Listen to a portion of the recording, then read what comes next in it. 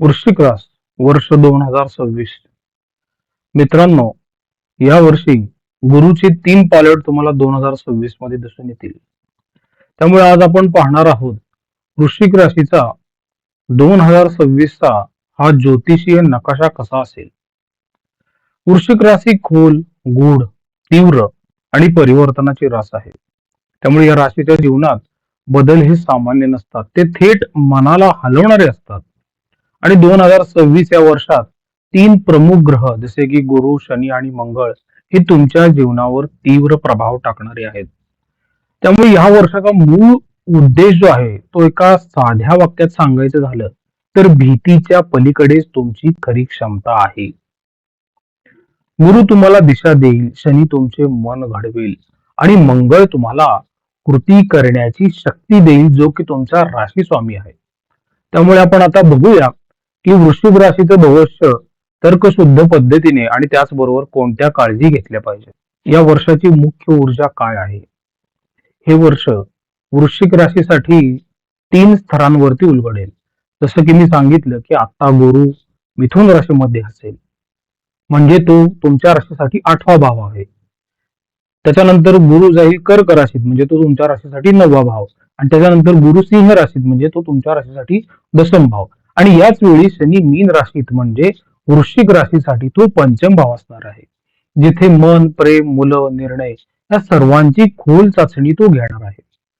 तर वर्षभर तुमच्याकडे 2 भावना पुन्हा पुन्हा येतील. एक तर भीती येईल आणि दुसरा आत्मविश्वास येईल. आणि दोन्हीही आवश्यक आहेत, कारण की या दोघांतूनच तुमचे खरे रूप घडणार आहे. सध्या तरी गुरु मिथुन राशीमध्ये आहे आणि तो मे महिन्याच्या शेवटीपर्यंत आहे. तो आतील रूपांतरण करतो, आर्थिक बदल करतो आणि जुने प्रश्न पण वर आणतो.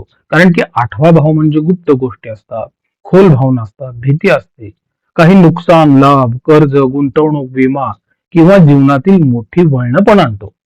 तर गुरु येथे असताना काय होतं, तुमच्याकडे 3 मोठ्या घटना येतात. एक तर आतल्या जखमा वर येतात. ज्या भावना तुम्ही वर्षानुवर्षे दाबून ठेवल्या होत्या ना, त्या आता वर येऊ लागतात. आर्थिक बदल कसे होतात. कर्जाचा फेरविचार होतो किंवा काही कर असेल, इन्शुरन्स असेल, याचे निर्णय होतात आणि गुंतवणुकीत बदल होतात. मग अचानक फायदा किंवा अचानक खर्च अशा पण गोष्टी घडतात. त्याचबरोबर नात्यांमधील सत्य पण समोर येते. काही लोकांचे खरे चेहरे दिसतात, काही नाते पूर्णपणे संपतात आणि काही नवे आणि मजबूत नाते पण सुरू होतात. म्हणजे उदाहरणार्थ, ज्याच्याशी तुम्ही गुपचूप मनात राग ठेवला होता ना, त्याच्याशी अचानक बोलणे घडते आणि गैरसमजही सुटतात किंवा नातेही संपून जाते. पण दोन्हीही तुमच्याच विकासासाठी आहेत. मग तुम्ही सावधगिरी काय ठेवली पाहिजे इथं. गुप्तता तुम्ही जास्त करू नका. भावनिक सूड भावना जी असते ना, ती तुमचा तोटा करेल आणि चुकीच्या गुंतवणुकीपासून तुम्ही अंतर ठेवलं पाहिजे. त्यामुळे हा काळ कठीण असला तरी इथेच तुमची शुद्धी होत असते. पुढे याच वर्षी गुरु कर्क राशीमध्ये जाईल. तो जून महिन्यामध्ये असेल.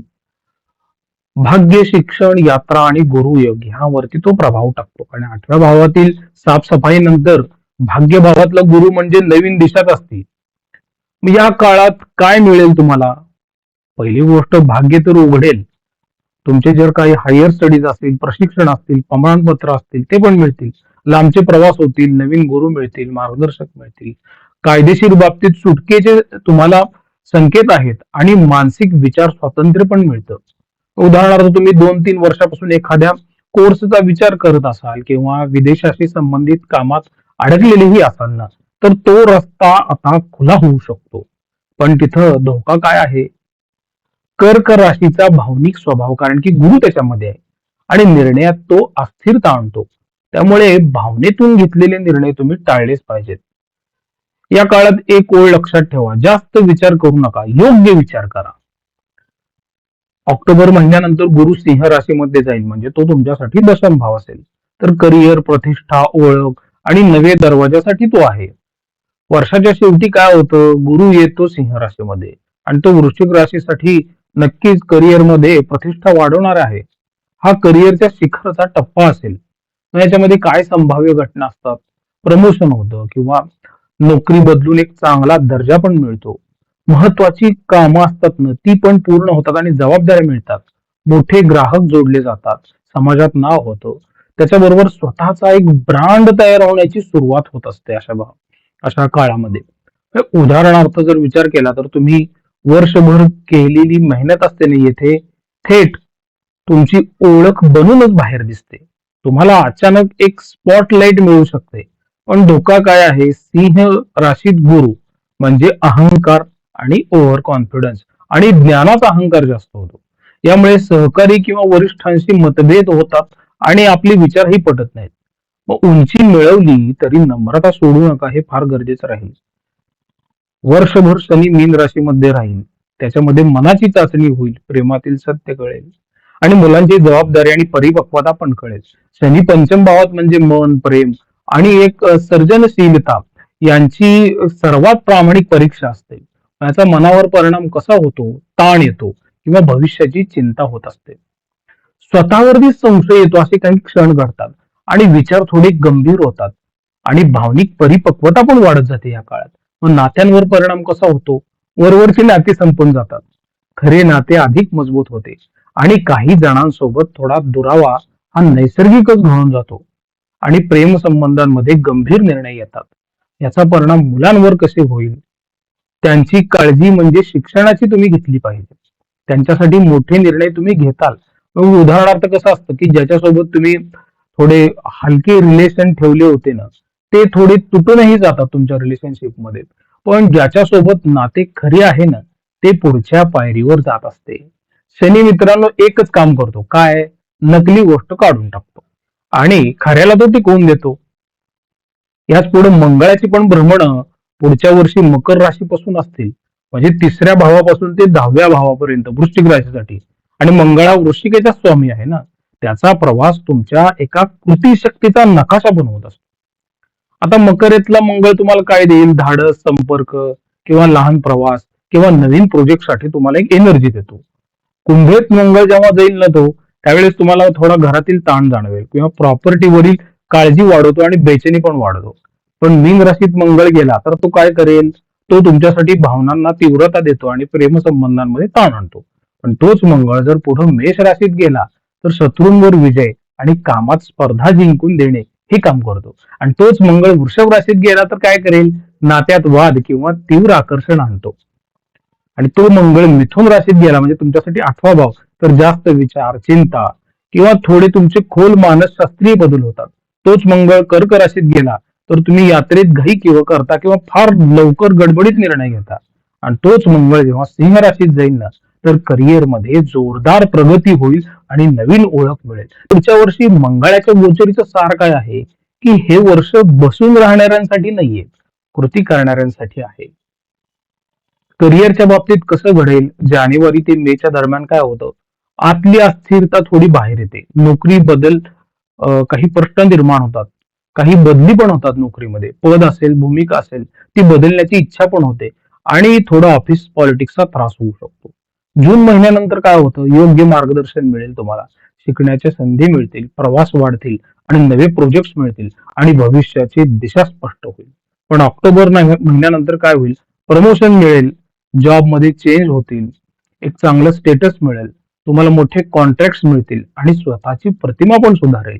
यातूनच तुमची एक चांगली नेतृत्वाची भूमिका घडेल. आर्थिक स्थितीमध्ये कसं बदल होत जातील? जानेवारी महिन्यानंतर कर्ज, टॅक्स, गुंतवणूक, अचानक खर्च या गोष्टी घडतील. पण जून महिन्यानंतर काय होतं? योजना काही असतील किंवा फायनान्शियल प्लॅनिंग असेल, लॉंग टर्म प्लॅनिंग असेल, त्या तुमच्याकडून घडतील. आणि ऑक्टोबर महिन्यानंतर उत्पन्नात वाढ झालेली दिसेल, बोनस किंवा प्रॉफिटची शक्यता आहे आणि अचानक धंदा पण मिळतो. वृश्चिकेचा एक दोष काय आहे की वृश्चिक स्वतःच सर्व निर्णय एकट्याने घेत असते. म्हणून कधी कधी आर्थिक सल्ला घेतला तर मोठा फायदा मिळतो. नातेसंबंधाच्या बाबतीत पहिले 6 महिने असतील ना त्याच्यामध्ये काय होतं? गैरसमज असतील किंवा दडपलेले मुद्दे असतील ना ते उघडतील. मधला काळ कसा आहे? जवळीक वाढ किंवा संबंधामध्ये थोडी सखोलता येते. पण वर्षाच्या शेवटचा काळ कसा असेल? स्थैर्य, सहकार्य, थोडं म्युच्युअल अंडरस्टँडिंग, म्युच्युअल रिस्पेक्ट किंवा जोडीदार करिअर मध्ये तुम्हाला मदतही करतील. दरम्यान तुम्ही काय गोष्टी टाळल्या पाहिजेत? शंका घेणं थोडं कमी केलं पाहिजे. पॉझिटिव्हनेस जो असतो तो पण कमी केला पाहिजे. आणि कुठलीही गोष्ट जी आहे ती शांतपणेच हाताळली पाहिजे, घाई गडबड न करता. वृश्चिक राशीसाठी 2026 हे वर्ष कसे असेल ते तुम्हाला काय म्हणतं, की तुम्हाला ते आता आतून बाहेर बदलवणार आहे. 8व्या भावातून जाणारा गुरु तुम्हाला काय म्हणतो, जुने काढून टाका. 9व्या भावातून जाणारा गुरु म्हणतो दिशा ठरवा. आणि 10व्या भावातून जाणारा गुरु तुम्हाला म्हणतो यश मिळवा, मी तुमच्या बरोबर आहे. आणि शनी मनाला परिपक्व करेल, गुरु तुम्हाला मार्ग दाखवेल आणि मंगळ तुम्हाला पुढे ढकलेल. त्यामुळे हे वर्ष फक्त भविष्य नाही, हे एक वर्ष म्हणजे एक नवीन ओळख निर्माण करण्याचा तो काळ असेल. तर मित्रांनो, मी थोडं व्यावहारिक दृष्टिकोनातून वृश्चिक राशीसाठी इथं काही गोष्टी सांगण्याचा प्रयत्न केला. तुम्ही त्याचं चिंतन करा आणि त्यानुसार तुम्ही स्वतःचा एक आराखडा तयार करा, नियोजन करा आणि त्याप्रमाणे तुम्ही तुमच्या भविष्य काळात तुमचे निर्णय घेऊ शकता. याचबरोबर वृश्चिक राशीसाठी जर काही उपाय करायचे असतील तर श्री दत्तगुरूंची आपण जास्तीत जास्त उपासना पुढे 6 महिने करणं, त्यांनी तुम्हाला अष्टम स्थानातून होणाऱ्या गुरुचं जे गोचर आहे त्याच्यावर तुम्हाला काही ना काहीतरी समाधान मिळत राहील. ज्या कामात अडचणी होत होत्या त्या सुद्धा अडचणी ज्या असतात ना त्या बाजूला सरकायला सुरुवात होतील. प्रसाद कुलकर्णी, पंढरपूर. श्रीराम.